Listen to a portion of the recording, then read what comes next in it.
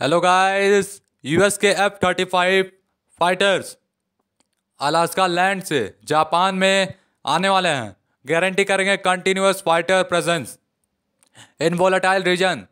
तो guys guys guys Japan जो है अपने वोलेटाइल रीजन में यूएस के F-35 फाइटर्स का स्वागत करने वाला है। 28 मार्च को यूएस एयरफोर्स ने अनाउंस किया है अपने advance multi role F-35A lightning 2 fighter plane का कैडेना एयर बेस में आने का। ये कटिंग एज एयरक्राफ्ट जो है डिप्लॉय किए जाएंगे, रिप्लेस करेंगे अपने पुराने वाले F-35 ईगल फ्लीट को। स्टेटमेंट के हिसाब से जो कि सर्विस द्वारा दिया गया है, डिप्लॉयमेंट होगा F-35S का। गारंटी करेगा continuous fighter presence S F-15CD eagle fleet जो है कैडेना का। ये अब धीरे धीरे पुराना होता जा रहा है और वो यूनाइटेड स्टेट्स में दोबारा चला जाएगा। लाइटनिंग जो होगा IAS ये कोऑपरेट करेगा अदर फाइटर यूनिट्स के साथ कादेना एयरबेस में और स्टेशन किया जाएगा की स्टोन ऑफ द पैसिफिक में। गारंटी करेगा एरिया को लेकर स्टेडी और स्टेट फाइटर कैपेबिलिटी और मेंटेन करेगा, ऐसा स्टेटमेंट में कहा गया है। तो मैंने एक वीडियो में बताया था कि पैसिफिक रीजन में चाइना के साथ बहुत सारे देशों का आमना सामना हो रहा है, जिसमें India, China, south Korea trilateral exercise करने वाले हैं और यूएस को भी बुलाने की तैयारी है। तो उसे में हो सकता है यूएस ने भेजा हो इसको, तो इसको देखने लायक होगा। और जो squadron commander lieutenant col Michael Michaels F-35 fighter squadron जो होगा हिल्स्टन एयरफोर्स बेस पे अलास्का में ट्यूसडे को अराइव आ चुका है अपने फर्स्ट डिप्लॉयमेंट के साथ। और जो स्क्वाड्रन होगा फुल ऑपरेशनल होगा फरवरी में से, operating from Katrina offers falcons ops unit calls आए और मेंटेन करेगा इंपॉर्टेंट अपॉर्चुनिटी ओन करने के लिए स्किल्स को, प्रोसेसर्स को एग्जीक्यूट करेगा एफिशिएंटली और इफेक्टिवली सस्टेन डिप्लॉयमेंट इन्वायरमेंट में वर्किंग करेगा along side the joint force और एलिस के साथ। तो जनरल ने कहा है कि ये जो प्लेन होगा और इसके साथ जो काम करने वाली टीम होगी वो पूरी तरह से ऑपरेशनल होगी। साथ में वो अपने एलिस यानी दोस्तों के साथ पूरी मेल भाव के साथ काम करेगी, क्षमता के साथ, और इस प्लेन को मतलब ऑपरेशनल और अच्छे से बनाएगी। F-35A लाइटनिंग 2 है, एल्स्टोन एयरफोर्स बेस से आया है, अलास्का में लैंड किया है कादेना एयर बेस पे जापान में 28 मार्च 2023 को। ये उसकी फ़ोटो है गाइस। और जो मुकुस ने ऐड किया कि जो F-35 स्क्वाड्रन होगी ये रोटेट करेगी पर्सनल और इक्विपमेंट को, जिसमें ऑपरेटिंग लोकेशन से होंगे डिप्लॉयमेंट के लिए, सर्व करेगी theatre joint force air component commander और 18th विंग, और प्रिपेयर करेगी हाई एंड कॉम्बैक्ट के लिए। तो मतलब एक भारी भरकम तैयारी करिए ये प्लेन अपने उड़ने के लिए और दुश्मनों का नाम और निशान मिटाने के लिए। साथ में इनहांसिंग करेगी ऑपरेशनल प्रिपेयर्डनेस, तैयारी करेगी युद्ध में जापान को बचाने के लिए।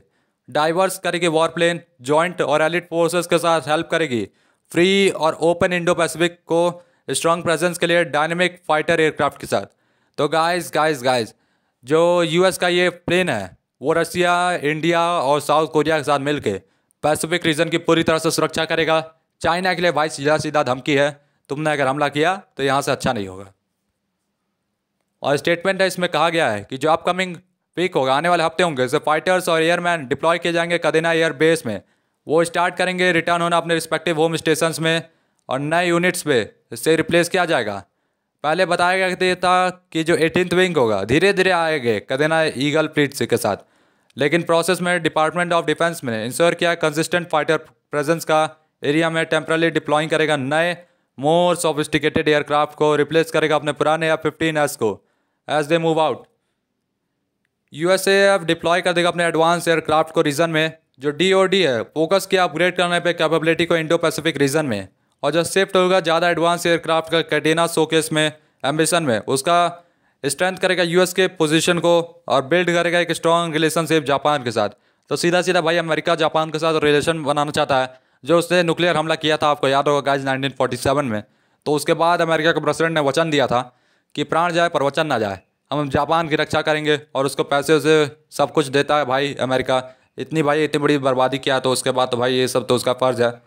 और जो स्क्वाड्रन है ये सबसे रिसेंट एडिशन है सीरीज़ में इनकमिंग फाइटर प्लेन्स का, जो कि डिप्लॉय किए जाएंगे कादेना में नवंबर 2022 से, और जर्मनी से आएंगे एज फार एज जर्मनी से। और इनका एम होगा 2 रिटायरिंग स्क्वाड्रंस F-15 ईगल्स को कादेना से हटाने का। क्रिटिकल फाइटर बेस है ये ताइवान के पास। यूएस एयरफोर्स ने अनाउंस किया 28 अक्टूबर को जो एजिंग F-15S होंगे वो रिप्लेस कर दिए जाएंगे रोटेटिंग स्क्वाड्रंस के द्वारा। 5th जनरेशन फाइटर्स आएंगे जिसमें F-22 रैप्टर स्टेल्थ जेट भी होगा, वो भी आएगा। और जो एयरफोर्स हो उसने अनाउंस किया कि जो 48 ईगल फाइटर्स वो 2 सालों में पूरी तरह से हटा दी जाएंगे।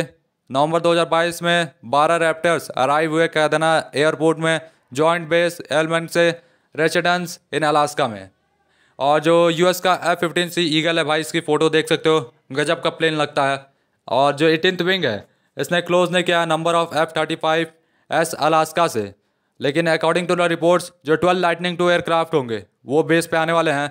और जो चॉइस होगी परमानेंट रिप्लेसमेंट के लिए F-15 का अभी पूरी तरह से नहीं बनाया गया है। लेफ्टिनेंट रॉबर्ट डैविस जो कि 18th विंग स्पोकमैन है, उन्होंने स्ट्राइप्स में कहा है कि जैसे जैसे हम लोग प्रोग्रेस कर रहे हैं ट्रांजिटरी फेज़ में नई जनरेशन में और इस प्लेन्स को हटा रहे हैं, डिपार्टमेंट ऑफ डिफेंस कंटिन्यू करेगा मेंटेन करने के लिए स्टेडी स्टेट फाइटर का, यानी जो उस प्लेन को उड़ा सके। उस रीजन में टेम्परली डिप्लॉय किया है नए एयर को, यानी परमानेंट नहीं है, कभी भी हटा सकता है उसको। और एडवांस एयरक्राफ्ट को दोबारा F-15E से रिप्लेस कर सकता है यूनाइटेड स्टेट्स में। और डाविस ने कहा है कि जो नेक्स्ट सेट ऑफ F-15S होगा वो कदेना को छोड़ देगा आने वाले महीनों में। उन्होंने कहा है कि जो जेट्स होंगे एक बार सफिशिएंट फोर्सेस को लेकर इंश्योर करेंगे कोई गैप ना रहे स्टेडी स्टेट फाइटर के प्रेजेंस में, यदि चाइना हमला ना कर दे। इसलिए उन्होंने इस एडवांस फाइटर प्लेन को दिया है F-15E को रिप्लेस करके, उसको मतलब थोड़ा सा और एडवांस करके हो सकता है दोबारा भेजें। यूएस नेवी ने सिमिलर अप्रोच किया था विड्रॉइंग आउटडेटेड डिफेंस इक्विपमेंट को जापान और रिप्लेस किया था उसको ज़्यादा पावरफुल मॉडर्न वेपन्स के साथ। तो यूएस नेवी ने ऐसा जापान के साथ भी किया था, अपने पुराने हथियारों को ले जाके नए हथियारों को दिया था मॉडर्न वेपन्स के साथ। लेटेस्ट डेवलपमेंट जो है F-35S का हैपन हुआ है कुछ ही हफ्तों में, जब गाइडेड मिसाइल ने डिस्ट्रॉय कर दिया था USS बैरी लेफ्ट को योसुका का जापान में। और डिस्ट्रॉयर US सॉप जो था इसने चार्ज लिया था रिस्पॉन्सिबिलिटी का। Security environment Indo Pacific area ने ज़रूरत थी यूएस एयरफोर्स को डिप्लॉय करने के लिए अपने सबसे कैपेबल इक्विपमेंट को वहाँ, तो USAF ने डेडलिस्ट एयरक्राफ्ट को डिप्लॉय कर दिया है उस पोजीशन पे, अलाउ किया फोर्स को रिएक्ट करने के लिए तुरंत और फाइनेस्ट स्ट्राइक करने के लिए, ऑपरेशनल कैपेबिलिटी को बढ़ाने के लिए। ओके गाइस, तब तक के लिए goodbye, tata bye bye.